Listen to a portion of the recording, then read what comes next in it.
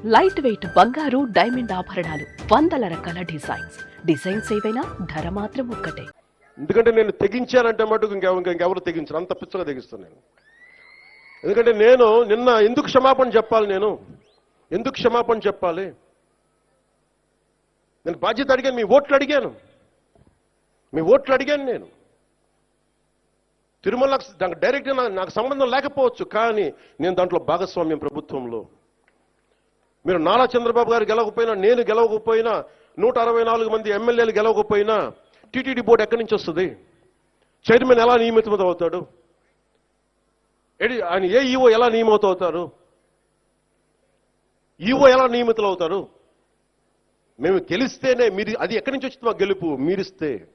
అందుకు మీకు నేను క్షమాపణలు చెప్పాను.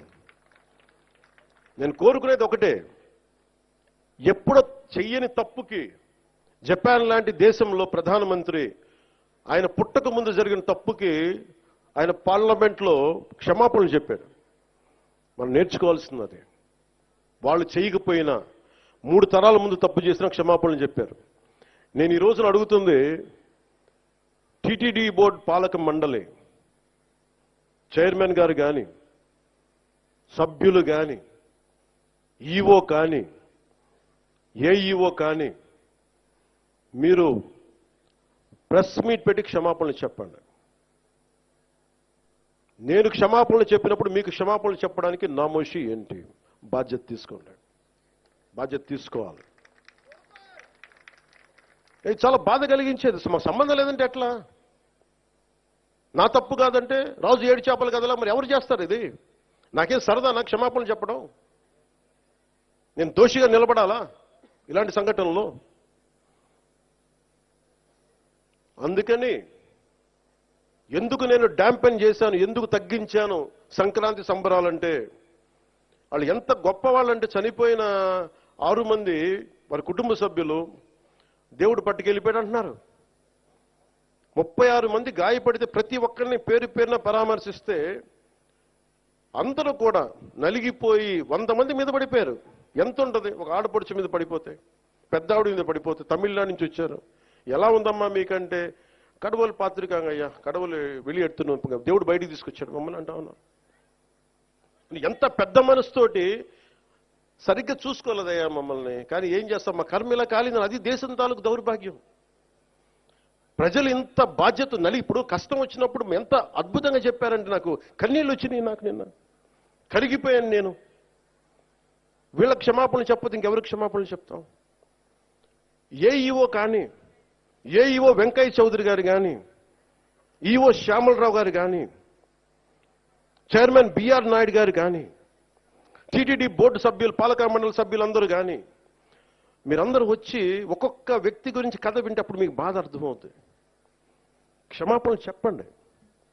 మీరు క్షమాపణలు చెప్పి తీరాలి, వేరే దారి లేదు మీకు. మీరు క్షమాపణలు చెప్పడం వల్ల పోయిన ప్రాణాలు తిరిగి రావు, కానీ కనీసం ప్రజలు మిమ్మల్ని చూస్తూ ఉన్నారు. అది మటుకు జ్ఞాపకం పెట్టుకొని అందరూ తగ్గి క్షమాపణలు చెప్పండి. చాలా అవసరం ఇది. ఎందుకంటే ఈరోజు రాష్ట్రం మొత్తం, దేశం మొత్తం మీరు చేసిన తప్పుకి సంబరాలు జరుపుకోవడానికి ఆలోచిస్తూ ఉన్నారు.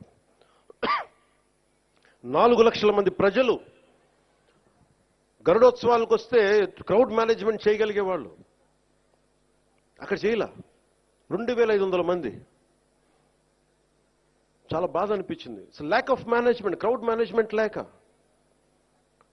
ఎవరిని ఎంతమందిని కూర్చోబెట్టాలి ఈ ఆలోచన లేక, అది కానిస్టేబుల్స్ గా దగ్గర నుంచి అధికారులు, ఎస్ఐలు, సిఐలు, 1100 మంది పైచిలకు పోలీసు. దురదృష్టం జరిగిపోయింది. సో నేను ఈ సందర్భంలో నేను ఒక కొత్త ప్రయాణం మొదలు పెడుతున్నాను. 6 నెలల తర్వాత ప్రతి జిల్లాకి వస్తాను. అది మనం పిఠాపురంతో మొదలు పెడుతున్నాను. ప్రతి గ్రామం, మన ఉప్పాడ దగ్గర నుంచి మత్స్యకార గ్రామాలు కావచ్చు, ప్రతి గ్రామం నేను వెళ్ళి కనుక్కొని, ఎందుకంటే నేను పనిచేయడానికి వచ్చాను మీకోసం.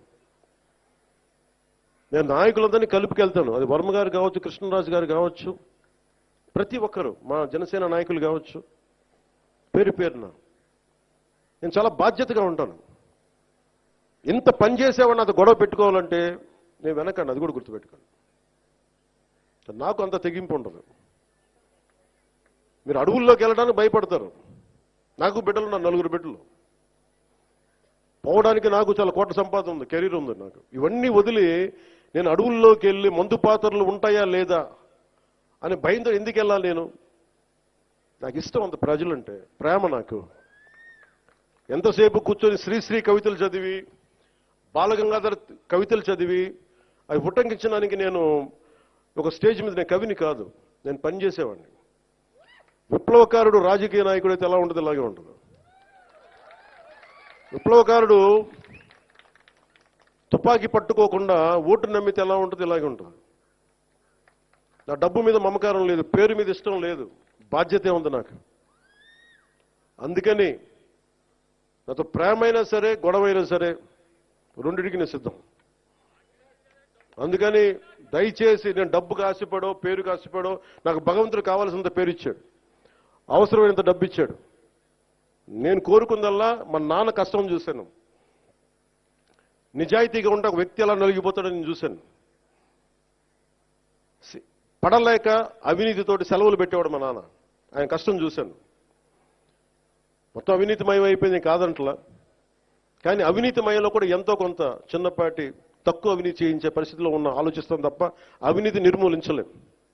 నేను అదే కోరుకుంటా ఉన్నాను, బాధ్యతగా ఉండాలి. అందుకని నేను మీ అందరికీ సుమన్ టీవీలో మీ పర్సనల్ అండ్ బిజినెస్ ప్రమోషన్స్ కోసం కింది నెంబర్కి కాంటాక్ట్ చేయండి.